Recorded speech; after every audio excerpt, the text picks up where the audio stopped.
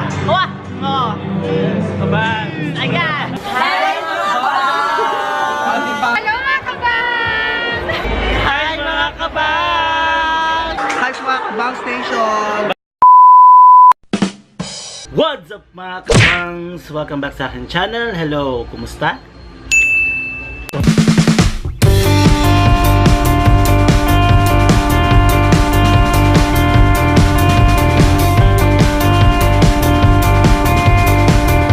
Kung first time mo sa aking channel, click mo na ang subscribe button para biging part ka ng Kabangs Nation. In today's video, pag-uusapan natin ang paano ba to? I don't want to share negative vibes sa inyo guys, pero pag-uusapan natin yung nag-away sa akin na viewers. May umaway sa akin na viewers. Pag-uusapan natin yung feelings niya, kung saan siya nangagaling. And bago pa lang lahat guys, maraming salamat sa lahat na nagpunta sa aking live last Friday. Ayan, so ang dami-dami nagpunta. Ang dami-dami na pa-promote ang kanilang channel. Ayan, so next Friday ulit, babalik ako for a live na naman. Tapos po-promote tayo ulit ng mga channels ninyo. Okay? Being a YouTuber is not an easy task. Yun yung inuulit-ulit ko sa inyo every time gumagawa ako ng tutorials. Diba? Pansin nyo? Kasi, marami tayong pinagdadaanan, especially yung mga bashers. Guys, sa lahat ng ginagawa natin, hindi natin may iwasan na mayroong tao talaga na hindi tayo magugustuhan. Alright?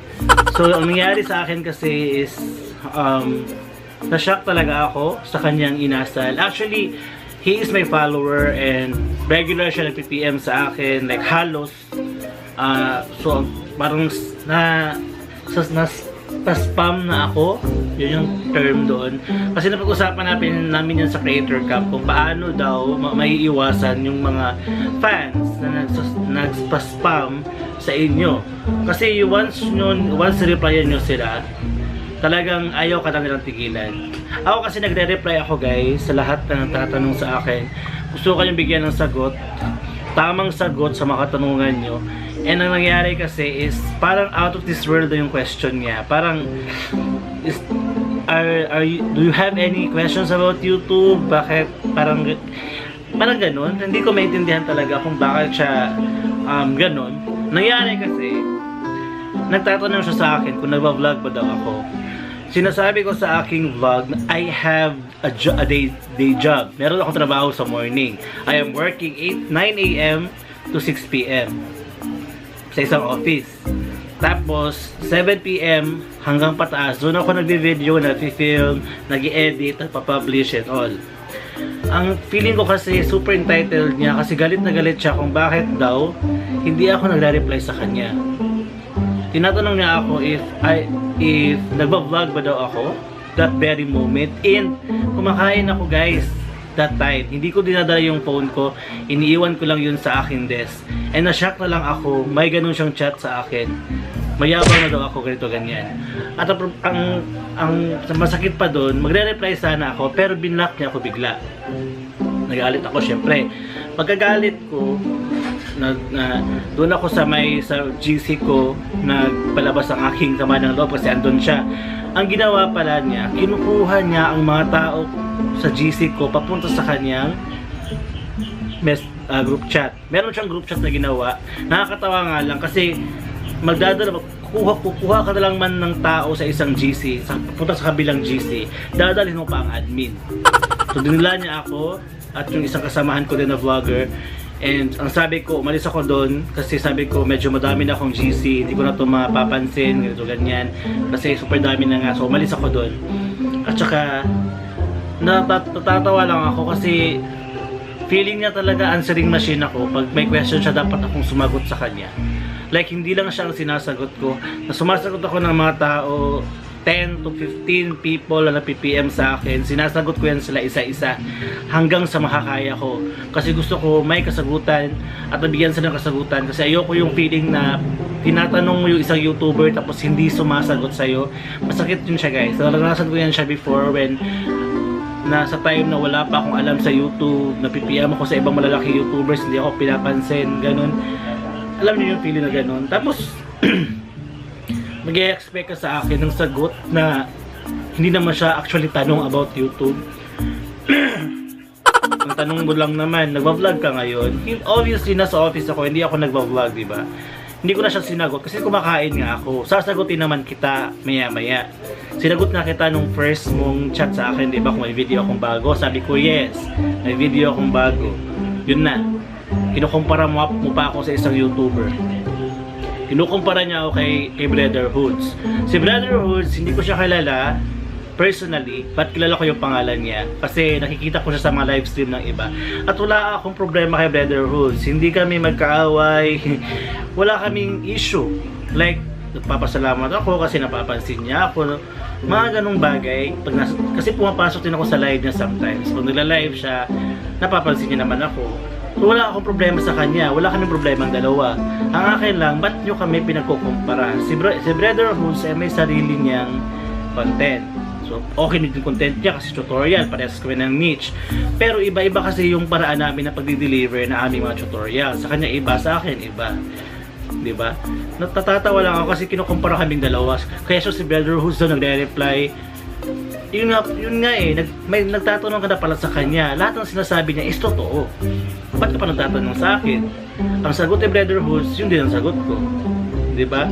Natatawa lang talaga ako guys kasi para talaga siyang feeling ko bata pa ito ba? Feeling ko lang kasi yung picture niya doon is hindi siya, si Niana yung magaling sumayaw.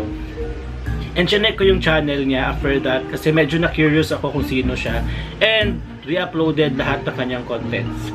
So sabi ko, okay, sige. Kaya pala, lakas ng loob niya. Ang laki ng views kasi re-uploaded eh. Kaya pala, okay, sige, bahala ka dyan. So, ayun, sabi ng ibang mga YouTubers na friend ko, nahayaan na lang daw, ganito, ganyan. Pero parang masakit pa rin sa feeling kasi yung tipong you're doing your best to reply sa lahat ng mga nagtatanong sa'yo. Tapos sasabihin ka mayabang. Kung mayabang ako, hindi ko kayo tinatanggap, ina-accept sa Facebook. Kung mayabang ako, hindi ko kayo re-replyan. Kung mayabang ako, hindi na ako magagawa ng tutorial na tulad ng ganito. Diba? So, sabi sa akin ni Lloyd Cadena when I asked him sa Creator Cup kung paano ba i-handle ang bashers, huwag daw pansinin, dito ganyan, ganyan, ganyan. Pero naisip ko rin kasi follower ko din siya kasi isa din siya sa Kabangs Nation din, and iniisip ko din na though hindi naman siya ganun kasama kasi yun lang talaga nag-trigger sa akin guys, nagalit talaga ako honestly, and ayun nga, parang nawala ako sa sarili ko at saka naaway ko siya bigla. Sorry kung sino ka man. I want to release this hatred and gusto ko ding iparating sa lahat ng nag-PPM sa akin na I am trying my very best talaga guys na mag-reply sa inyo kasi I want to answer all your questions. And guys, wag nyo akong i-PM sa Facebook page, please. Huwag nyo akong i-PM sa Facebook page, i-PM nyo ako sa Instagram. Hindi na ako magre-reply sa Facebook page kasi nahihirapan talaga ako na answeran or bigyan ng sagot yung mga questions. So nahihirapan ako guys, ang tagal mag-load sa Facebook page. So I decided na doon sa Instagram ako magre-reply sa inyo. And of course, i-follow nyo ako. Diba? Ayan, so ang ginawa ko, sabi ko sa kanya, ba't ka ganyan? Ano nangyari sa'yo? Ano ganyan? May problema ka ba sa akin? Ba't mo ako kinukumpara sa ibang YouTuber? Never compare yourself to other YouTubers guys because you are unique you are different in some ways. English na naman. Different in some ways, di ba? Tapos yun ang ginawa ko, binlock ko na lang siya, niremove ko siya sa akin GC. Wala na, kasi parang siyang poster eh. Parang hindi totoo yung account niya, parang troll. Kaya siguro isa din yun siya nag-dislike sa aking mga video. Tulad nito, I know, mapapanood mo to kung sino ka man. Hindi kita papangalanan. Pero nais ipaabot sa'yo na ako ay taos pusong naghagalak. At nagpapasalamat dahil pinapatatag mo ang isang Tommy Kikoy. Dahil sa mga chat, mga ganun, mga hate chats. Anyways, it's okay na. Wala na akong problema kasi napalabas ko na through my video. Ang wish ko na lang sa'yo is sana maging successful ka sa channel mo and gain more subscribers, organic subscribers, at sana din you find the inner peace sa katawan mo, sa pagkatao mo. Ayan. So yan guys, yun lang ang aking masasabi about sa nangaway sa akin. Huwag mo na akong awayin please, ayoko ng gulo. Ayan. And important thing, do not compare yourself from one YouTuber to other YouTubers guys ha. Huwag ko kumpara kasi iba-iba talaga kayo. Iba yung kakayahan mo, iba yung excuse me, iba yung kakayahan niya. So huwag niyo ikukumpara ang sarili niyo kasi at the end of the day, ikaw lang yung masasaktan kasi iba kasi yung kanya eh. Doon sabihin natin nagsisimula siya. Ikaw matagal ka na, ang bilis siya mag-excel. Ikaw nasa baba ka pa rin. Huwag bawalan ng pag-asa guys. Kung kaya niya, kaya niyo din. Isipin nyo lang kung anong dapat yung gawin para mapalago yung channel ninyo at para mapadami yung mga views at saka subscribers din ninyo. At para din magkaroon kayo ng organic subscribers and views. Diba?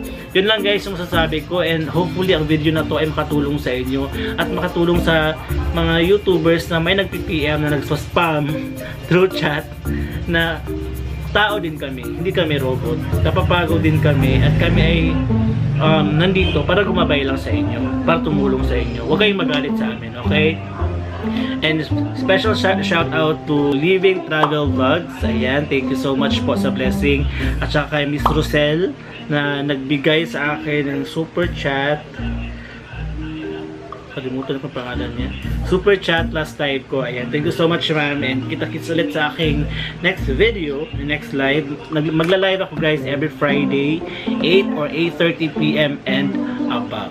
Okay? Thank you so much guys and I hope makatulong sa inyo ang video na to at makagbigay ng aral para sa lahat na nag-spam sa akin sa YouTube, sa Facebook. Okay lang makipagkaibigan, walang problema ako dyan.